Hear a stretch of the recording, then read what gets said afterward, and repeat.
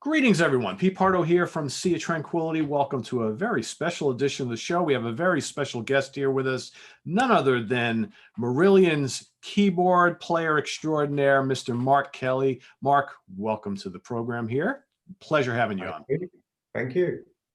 So Mark is here today, not really to talk about Marillion, although I'm sure we'll get to that at some point, but he's got a fairly new band that he's put together called Markkellys Marathon that has a brand new album coming out at the end of this month, I believe, that this has been kind of in the works for a couple of years. So I'd like Mark to kind of tell us a little bit about what that's all about. So you've been in Marillion now for almost 40 years, a long time. It doesn't seem like it's that long, but that just goes to show you how quickly, I guess, time is flying by these days. But this, surprisingly, is really your first kind of outside project band outside of Marillion in that time period. So can you talk a little bit about kind of the seeds or the genesis, if you will, of Marathon? When did this start to take shape, and kind of how long have you wanted to do something like this? Yeah, you're right. It'll be 40 years next year for me. It's crazy. So, yeah, I talked about doing a solo album a number of times over the years. Probably the first time was about 25 years ago, and I did actually produce some music. It wasn't very well formed, I don't think, because I met up with Stephen Wilson at the time and asked him if he was interested in collaborating with me, and gave him the cassette tape, I think it was, back in those days. And I never heard from him again. Certainly not about that anyway. And I never mentioned it, and he never mentioned it. And then I thought it was all forgotten about, you know. And then more recently, when this album was nearing completion, I approached him to see if he was interested in maybe mixing it. And the first thing he said was, "Is this that album that you started work on 25 years ago?" I was like, oh, okay. He remembers. So yeah, I think it was probably just as well that it never went any further. But this particular project, I suppose, started about 3 or 4 years ago. A friend of mine, Guy Vickers, who I've known for a number of years, I didn't know that he's written a lot of lyrics for his own band over the years. Just for fun mainly, but he said, "I'd like to try and write some lyrics for you. Why don't you do a solo album?" I'm like, yeah, maybe. Let's see, you know. And I sent him some music, which for the most part was ideas that I'd had in the context of writing with Marillion, where we tend to record these jams that we do, and there's literally well over 1,000 that we've recorded over the last 10 years. There's much more material than that, but this is the 1,000 best things, or 1,500 best things, and probably most of them will never see the light of day. Not because they're not any good, but just, you know, certain things. I can just tell there are certain things that just don't fit with the Marillion model, if you like, or, you know, it's a bit like a Venn diagram. The 5 members of Marillion come together, and there's a crossover between the 5 of us, and that's the area we tend to work in, you know. But anyway, these ideas I gave them to Guy, and a few months later he came back with the lyric for Emilia and a suggestion of how it might go with this music. So then I got my nephew Connell involved as a bass player, guitar player, drum machine programmer, and general sort of, you know, help me make it sound more like a band, you know.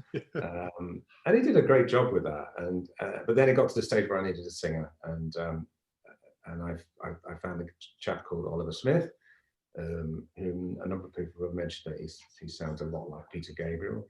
Yeah, I think there's a bit of a Guy Garvey sound, I think, to his voice as well.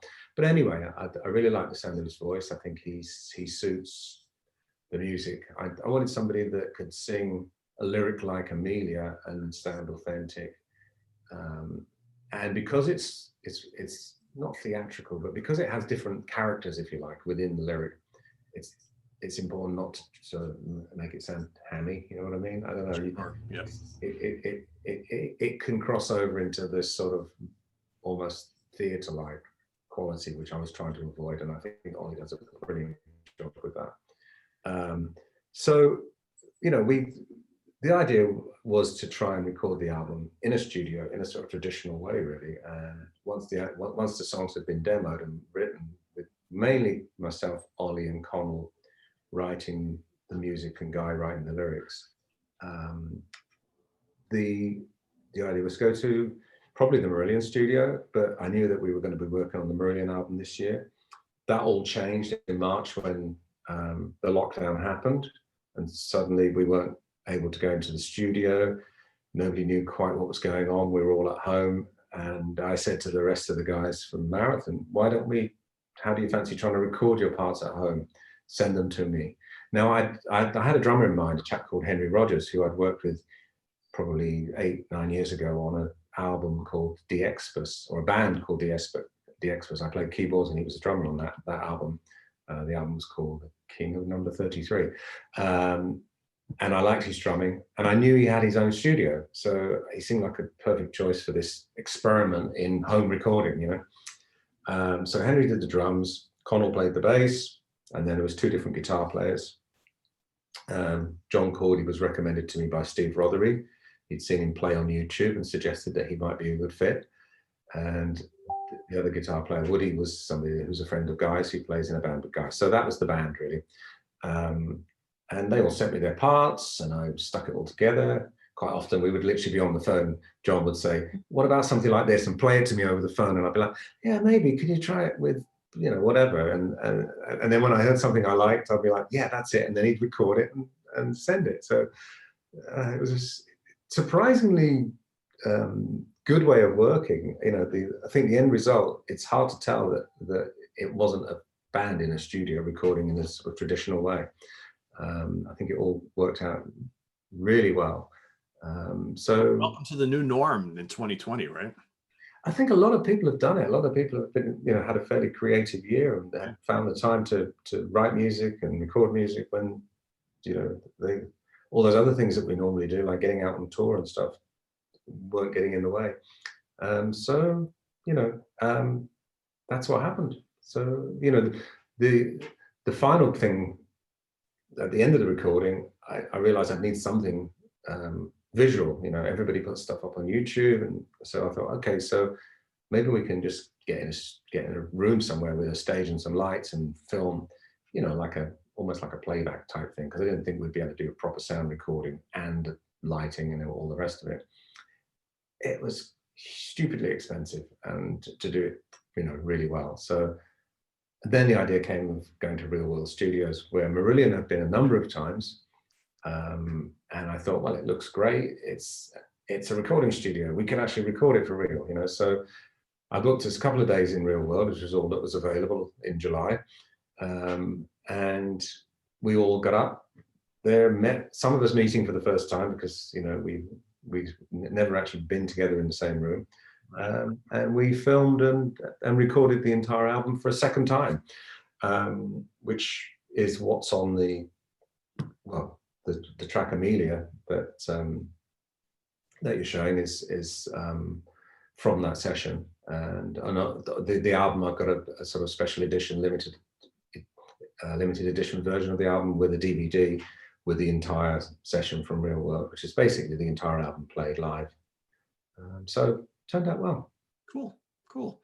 So the music of Marathon, from myself hearing a little bit of it, still, you know, it's pretty much rooted in progressive rock, but there's like a really strong pop element that's kind of permeating a lot of the songs here.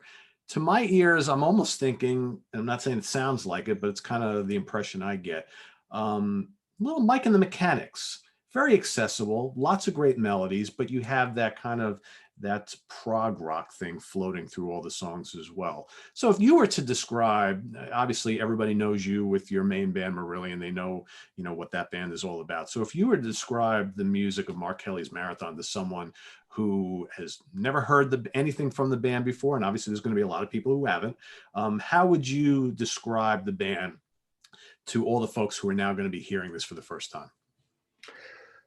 I think I get what you're saying, because for me, the most important thing about music is that it's got strong melodies, and I wanted it to have that. I mean, I like music that is complicated and you know, like I suppose a good example of an album or tracks that you know is progressive rock without those type of instantly accessible melodies would be an album like Relay by Yes, for example. You know, I mean, you have to really sort of get used to it before you start to really get the melodies that are happening there. It's quite complicated.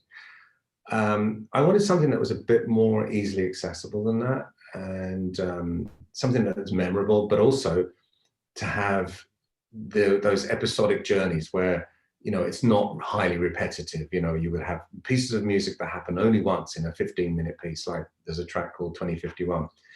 And it took a bit of willpower almost to come up with something and then go, that's great, but we're only going to play it once and then we're going to move on, you know, because it might be quite catchy and hooky, but I do love it when music takes you on a journey and it isn't verse, chorus, guitar solo, verse, chorus, end, you know. Right. So that was what I was trying to achieve, but I did want it to be accessible. And Ollie, the singer, comes very much from a more of a pop background, I suppose. So his inclination was always to try and find the hook melody, to try and, you know, the harmony vocals, and I think it's a good combination. It works really well. And I've got Connell, my nephew, who's also more in the pop area of things, although I think his bass playing is very progressive because he's not a bass player, he's a guitar player really, and he approaches the bass playing in a more melodic way, looking for tunes rather than just holding down the roots, you know.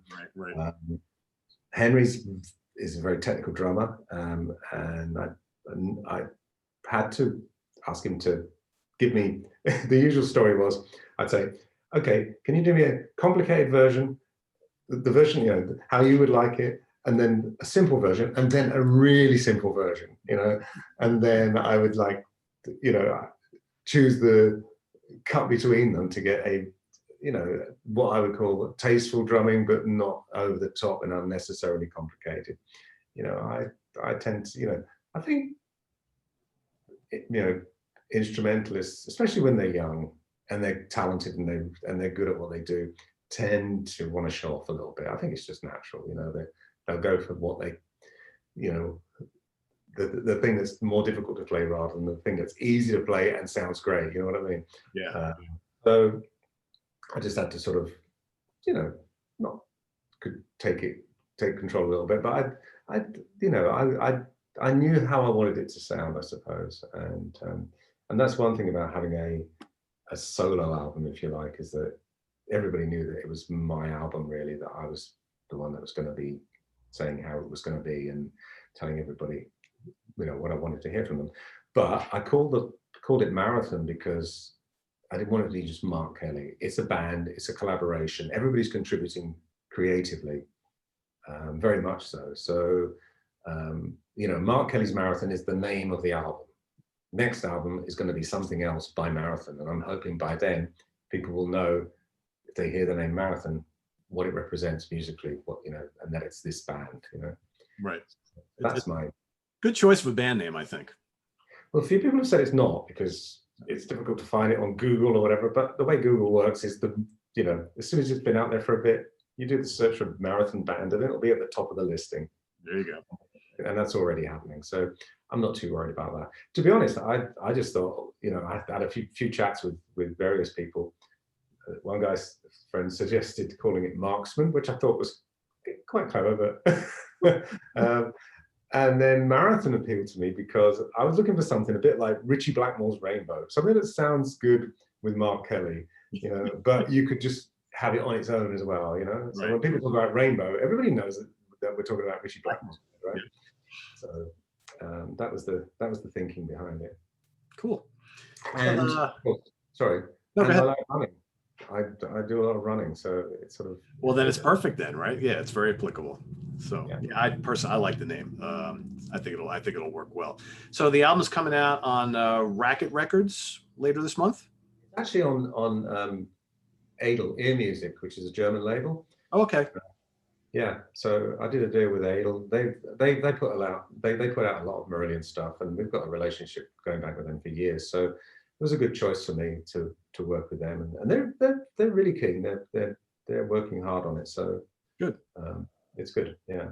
Well, that's important then. So I know the album is coming out at it's a weird time for everybody. Where bands have new music to put out. do we hold it in late, hold on to it and maybe release it next year because we can't tour behind it this year? You know, so the traditional release an album, go out and tour and play live and promote the album, can't really do right now. So how are you gonna? I'm sure that you're gonna use like social media to the fullest to kind of get the word out about this. So kind of like, what's the game plan over the next, like, 90 days or so as we lead up to the release of the album and shortly thereafter that? Well, it's due out on the 27th of this month, on November 27th.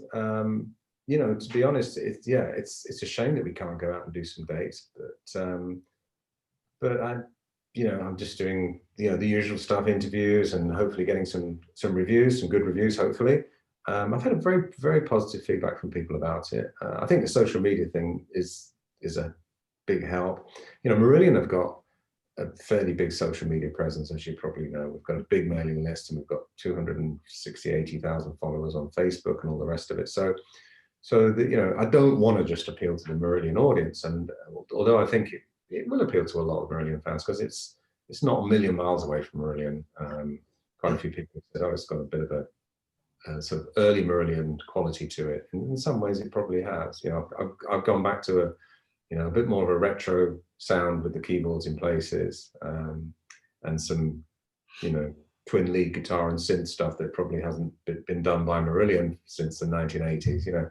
So, but that's I'm sort of indulging myself a little bit, doing the things that I probably wouldn't get away with in the current Marillion mood, if you like. Have you missed some of those elements over the years? Definitely, yes. Yeah, I think it's because you've got to, like, with five of us in a sort of democratic environment, we've got to try and appeal to each other as well as ourselves. We've got to try and find common ground that we can all be happy with, and we have done. I mean, with the last album, I'm very happy with it. Fear is for me. I wrote quite a lot of the music as well.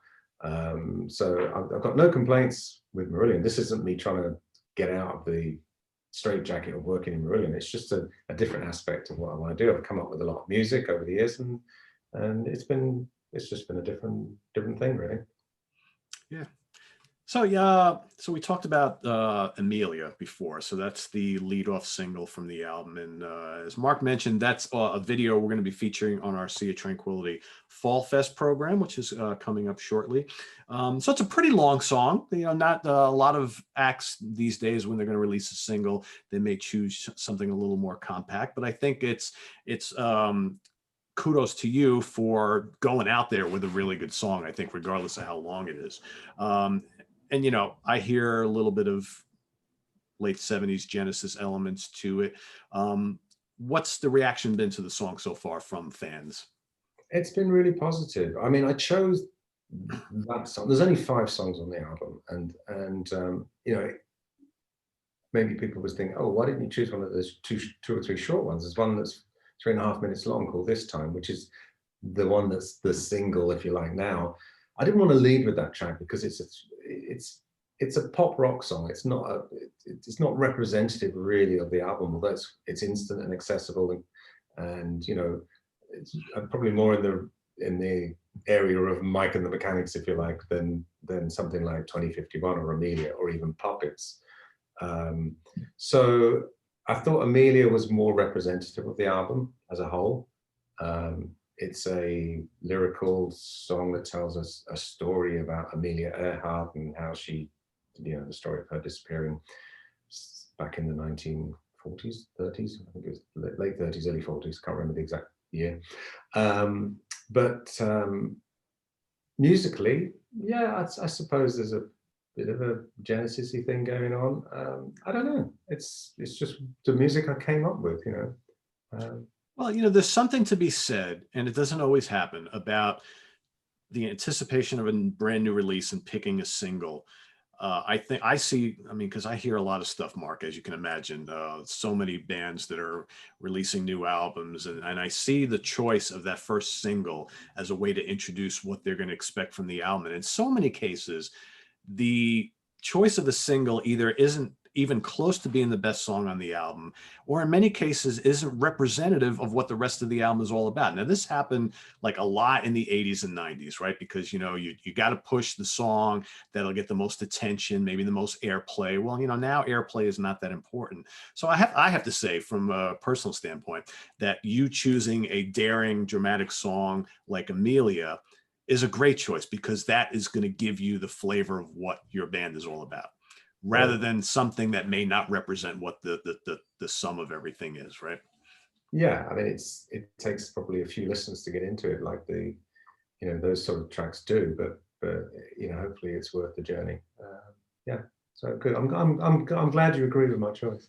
Yeah, I absolutely do. It's the first time I listened to it, I was like, wow, this is really cool. And I'm like, maybe not your traditional kickoff single, but I think it works because it's not that, right?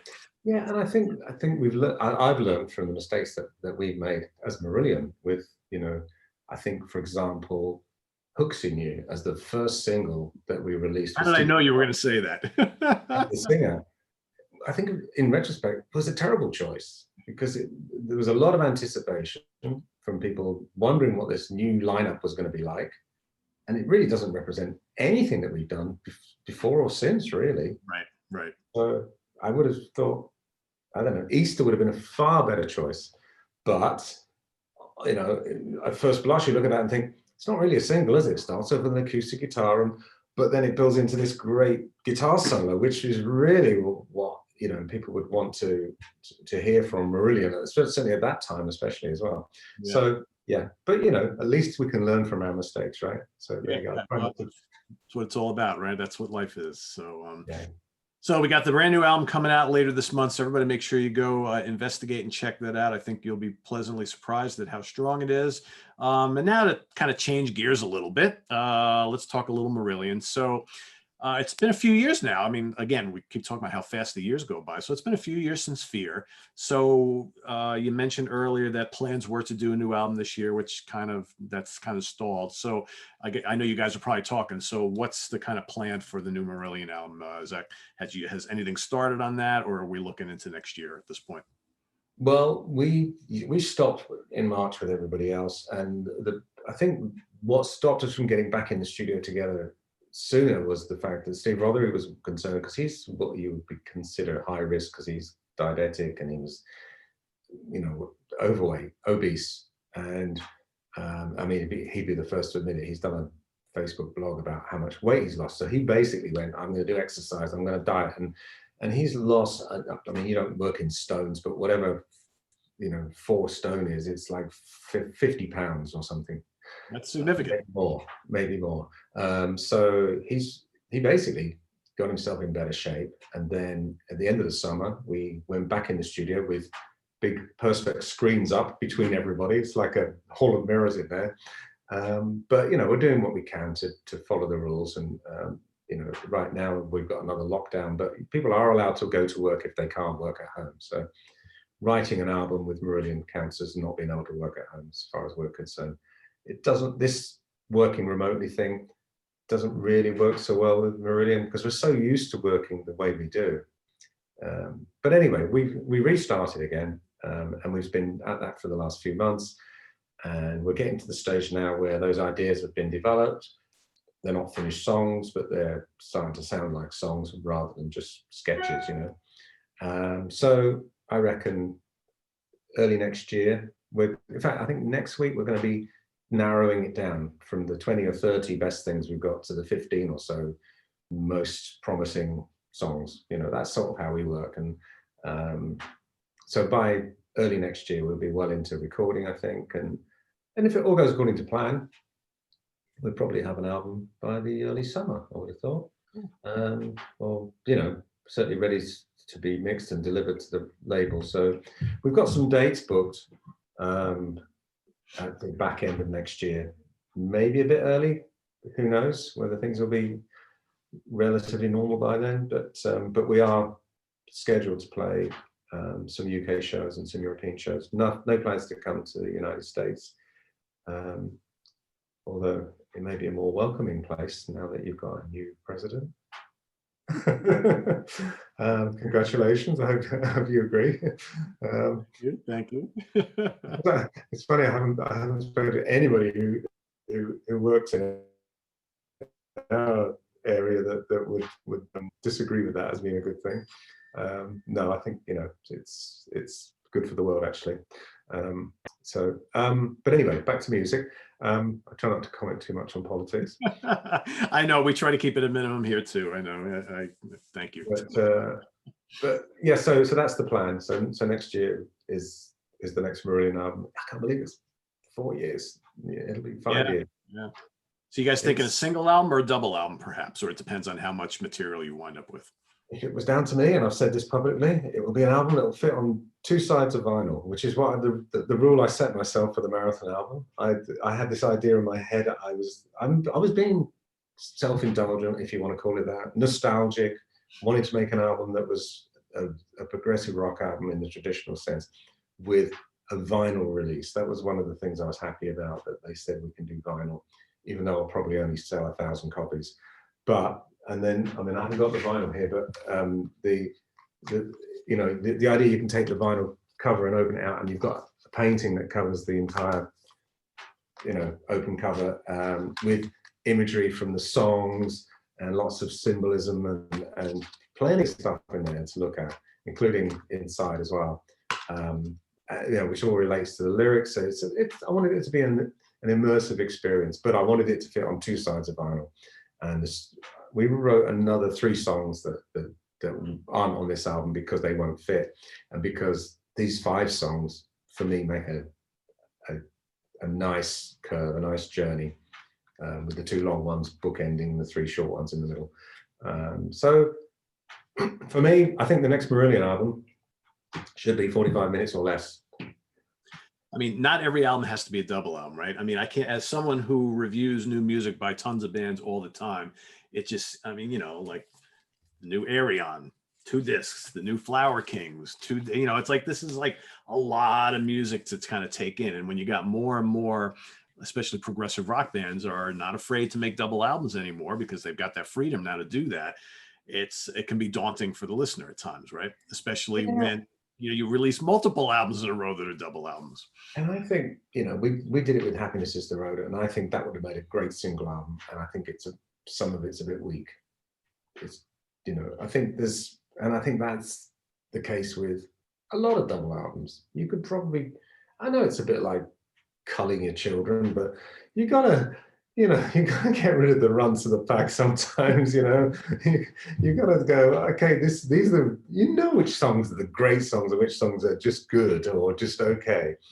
And there's, there might be things you love about the songs that are just good or just okay, but you've just got to make the hard choices and get it to a length that's it really is, a great album. If you can do that, I think it's best for everybody. And I don't know if it's because, like, back, you look back in the 70s and double albums were not the norm. They were like a very special occasion, and they were usually pre-planned, but most bands went into the studio and they had just enough, like you said, for the 2 sides of vinyl. 35, 40 minutes. Take your best material that you're working on, that goes on the album. There's nothing left over, right? But I guess the CD age is a little bit different. You actually can fill close to 80 minutes, and a lot of artists and bands, they will do that, right? Wow. Whether or not 3/4 of it or half of it is really worthwhile or not, we can do it. We're going to do it. There's a lot of factors. Like, for one, the whole process of writing. You can record endless streams of music on hard disks. That's the first thing. Multi-track everything. You can put down every single note you play. Doesn't mean you should, and if you do, you then really need to be ruthless about getting rid of the stuff that doesn't make it. Misplaced Childhood, our most successful album, is 42 minutes long, and the master tapes of that album are 4 reels of 15 minutes each, because that was the length of a 2-inch reel. So and there's literally nothing else. When you're looking for outtakes and other songs, there isn't anything. It is literally those 4 reels, and that's the album. And it's perfect length. It's the perfect length. And part of that is the constraint of the cost of the tape, and there's all sorts of bottlenecks that you have to go through, I suppose, in the writing and recording process. That means that what you end up with is distilled down to the best of what you can possibly do at that time. And I think that is a good thing, really. Yeah. So my last question for you is kind of like a three-part question. So Marillion's been around for, like we said, 40 years.